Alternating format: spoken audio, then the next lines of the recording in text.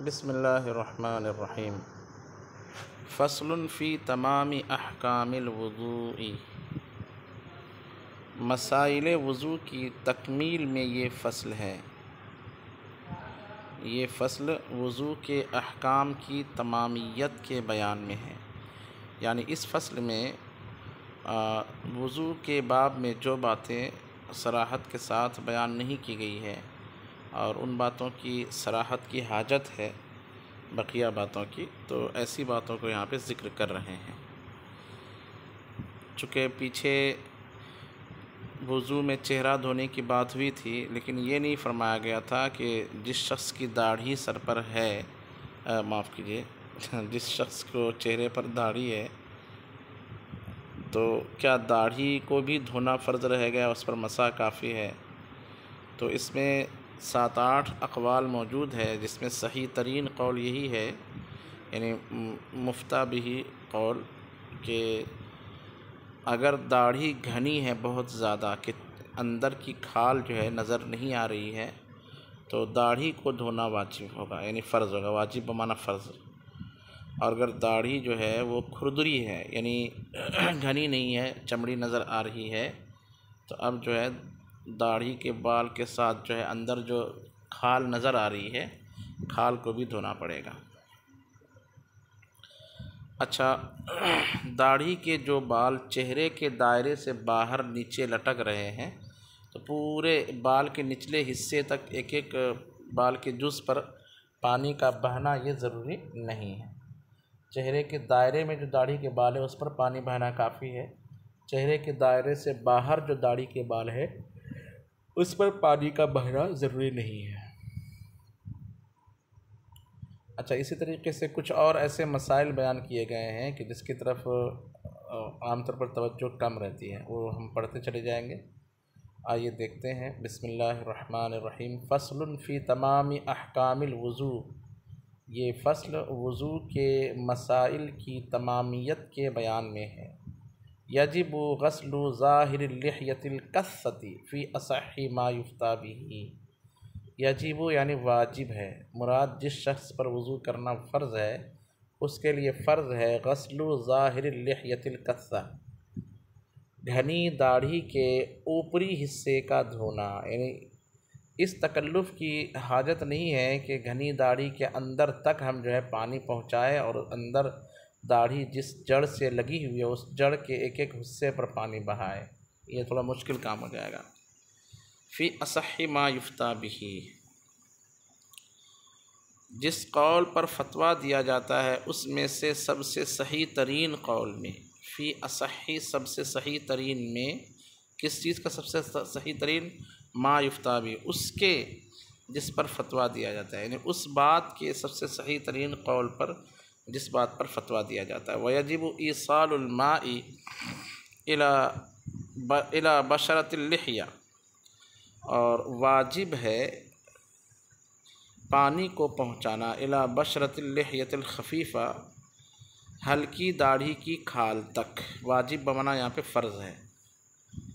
वला यजिबु ईसालुल माई इलल मुस्तरसिल मिनश्शारि अन दाइरतिल वजही, और चेहरे के दायरे से जो बाल लटकने वाले बाल होते हैं उस तक पानी का पहुँचाना वाजिब नहीं है। वला यजिबु वाजिब नहीं है ईसालुल माई इलल मुस्तरसिल मिनश्शार, उस तक पानी पहुँचाना जो बाल में से लटक रहा हो, अन दायरतिल वजही चेहरे के दायरे से, यानी नीचे अगर दाढ़ी पहुँची हुई बढ़ करके तो निचले हिस्से को धोना वाजिब नहीं होगा। एक बात। दूसरी बात कहते हैं वला इला मन कतमा मिनश्शफ़तैन इंदल इंज़िमाम। होंठ के बारे में बोल रहे हैं कि होंठ जब बंदा बंद करता है तो बंद करने की दो सूरत होती है।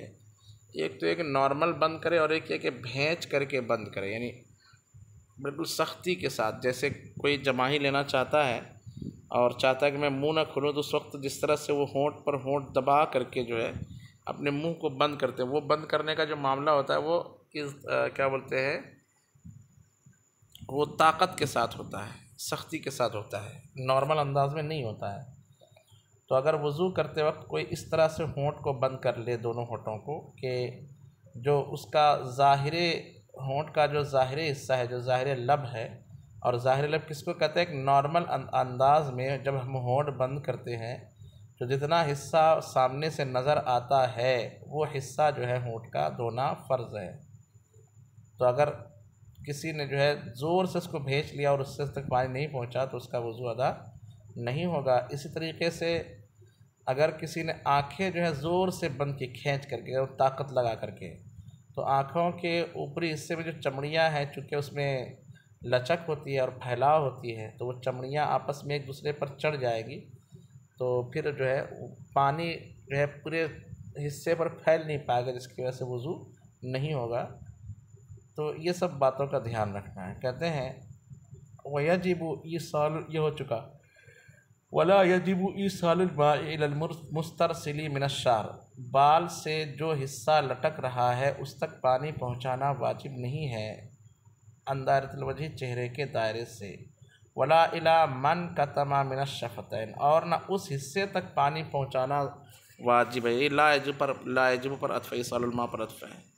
और ना उस तक मन कतमा जो छुप गया हो, मिनश्शफतैन होंठ में से, इंदल इंज़िमाम बंद करने के वक्त, यानी नॉर्मल बंद करने के वक्त होंठ का जितना हिस्सा छुप जाता है उतने हिस्से पर खोल करके पानी बहाना ज़रूरी नहीं है। जैसे एक मिसाल के तौर पर ऊपर मेरी जो आपको अक्स नज़र आ रही है उसमें देखें मैंने होंठ बंद किया है, तो मुंह की तरफ जितना हिस्सा नज़र नहीं आ रहा है उसको खोल कर उतने हिस्से पर जहाँ सुर्खी शुरू होती है पानी बहाना मुझे ज़रूर नहीं है। उसके बाद कहते हैं वलविन दम्मतिल असाबिउ औ ताल ज़ुफुरु, अगर किसी की उंगलियां जो है वो मिली हुई हों, जैसे बिल्कुल जैसे चुल्लू में हम पानी लेते हैं तो ये सोच के कि कहीं नीचे से पानी गिर ना जाए, उंगलियों को एक बिल्कुल ज़ोर से मिला के रखते हैं। तो अगर उंगलियां मिली हुई है, औ ताल ज़ुफुर, या नाखून लंबे हैं, दराज है, फ़गत्तल अनमिलता, जिसने उंगलियों के पोर को ढांक दिया है। किसी के नाखून जो ऐसे लंबे होते हैं कि क्या बोलते हैं, उंगलियों के पोर को ढकने की बात छोड़िए, आगे तक बिल्कुल और हवा में लटकते रहता है। तो इतने लंबे अगर नाखून है कि उंगलियों के पोर को ढक देते हैं और उसके अंदर, नाखून के अंदर कोई ऐसी चीज़ फंसी हुई है नाखून बड़े होने की वजह से कि वो चीज़ अंदर रहेगी, तो पानी जो है अंदरूनी हिस्से तक नहीं पहुंच पाएगा, यानी वो वहाँ तक जो है उंगली तक पानी नहीं पहुंच पाएगा, तो इससे वज़ू नहीं होगा। वाजिब होगा कि उस चीज़ को वहाँ से निकाले, मैल कुचैल जो भी है कोशिश करके जितना निकल सकता हो। ये उस सूरत में जबकि ज़ायद हो, ठीक है, उसमें चर्बी फंसी हुई है या उसमें खून सूखा फंसा हुआ है या मिट्टी का काम किया था तो मिट्टी उसके अंदर फंसी हुई है, इस तरह से कोई चीज़ है तो उसको निकाले। कहते वलविन ज़म्मतिल असाबि, और अगर उंगलियां मिल जाए, और ताला ज़ुफुर, या क्या बोलते हैं नाखून लंबे हो जाए, ज़ुफुर नाखून, फ़गत्तल अनमिलता, फिर वो निगाहों फिर वो उंगलियों के पोर को जो है ढाँप दे, और काना फ़ीही मा यमनउल मा, या उसके अंदर ऐसी चीज़ हो उस नाखून के अंदर कि जो रोक देता हो पानी को, यानी पानी अंदर तक पहुंच नहीं पा रहा उसकी वजह से, काजीरिन, जैसे आटा, वजब गस्लु मा तहतहु, तो उसके नीचे जो हिस्सा है उसका धोना जो है वाजिब हो जाएगा।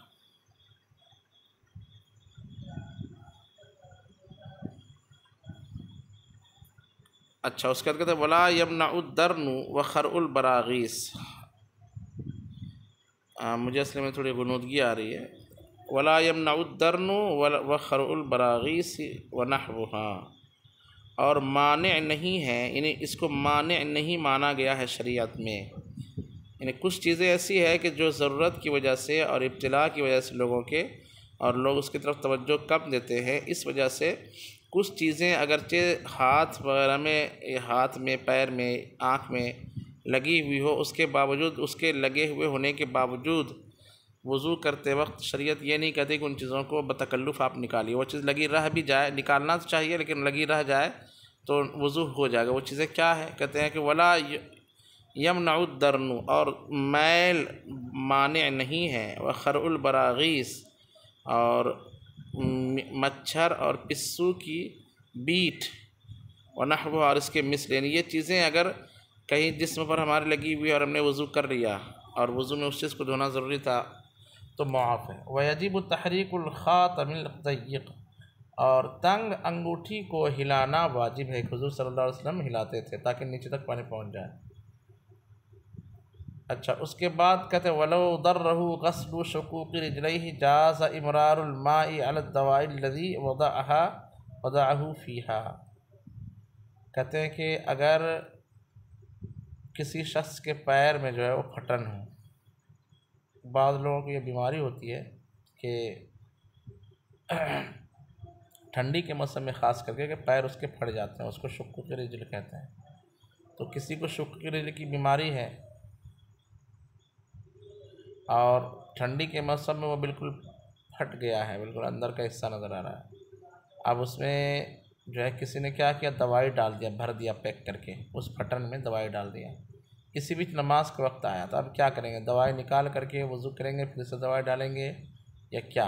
कहते हैं वलो दर्रहु गस्लु शुकूक़ि रिजलैहि, अगर उसके दोनों पैर का फटना उसे तकलीफ़ दे रहा हो, जाज़ा इमरारुल माई अला दवाई लज़ी वज़अहु फ़ीहा, तो जायज़ है कि उसी पानी को गुजार दे, जायज़ है पानी का गुजारना उस दवा पर, है ना, जिस दवा को उसमें रखा है। दवा को जिस फटन में भरा गया है उस फटन से के होते हुए ऊपर से पानी गिरा दे, मरीज़ को भी तकलीफ़ नहीं होगी कि ऊपर दवाई भरी है। इसमें यह भी है कि अगर बहुत ज़्यादा तकलीफ़ हो, पहले तो ये कि धोए, और नहीं तो तकलीफ़ हो तो उसके ऊपर मसा कर ले। धोने से मामला बिगड़ता हो कि धोऊंगा दवाई नीचे गिर जाएगी, तो ये भी हुक्म है कि आप उस पर मसा कर लें। ठीक है। वला युआदुल गस्ल, और गस्ल की हाजत नहीं, यानी दोबारा धोने की हाजत नहीं पड़ेगी। वलल मस्हु अलल मौज़िइ शार, और ना बाल की जगह पर मसा करना ये वाजिब है। तुम लोगों ने जो कहा है कि चौथाई सर का मसा करना वाजिब है। वलल मस्हु अला मौज़िइ शार, और ना बाल की जगह पर मसा करना। वला युआदुल गस्ल, क्या मैं पढ़ा रहा हूँ, वला युआदुल गस्ल, और गस्ल का इआदा भी नहीं किया जाएगा। यानी उस दवाई पर अगर हमने पानी मार दिया तो दोबारा ज़रूरी नहीं कि दवाई को निकाल करके उसको धोए, यही काफ़ी है वज़ू के लिए। वलल मस्हु अला मौज़िइ शार बादा हल्क़ी, किसी के सर पे बाल थे, उसने वज़ू किया, मसा कर लिया, मसा करने के फ़ौरन बाद उसने बाल वहाँ से मुंडा लिया, तो ये नहीं कहा जाएगा कि अब सर को धो या सर पर वापस मसा कर, क्योंकि जिस पर तूने मसा किया तो वो गायब हो चुका।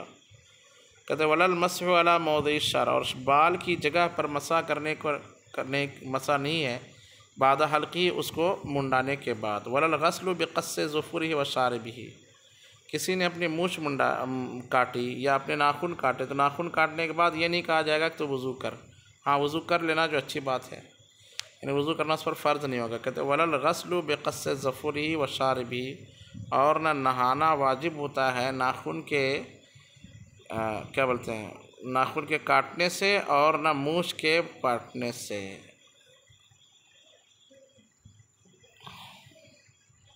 नींद मुझे थोड़ी आ रही है, इसलिए कहीं कहीं पे जो है ना कंफ्यूज हो गया मैं।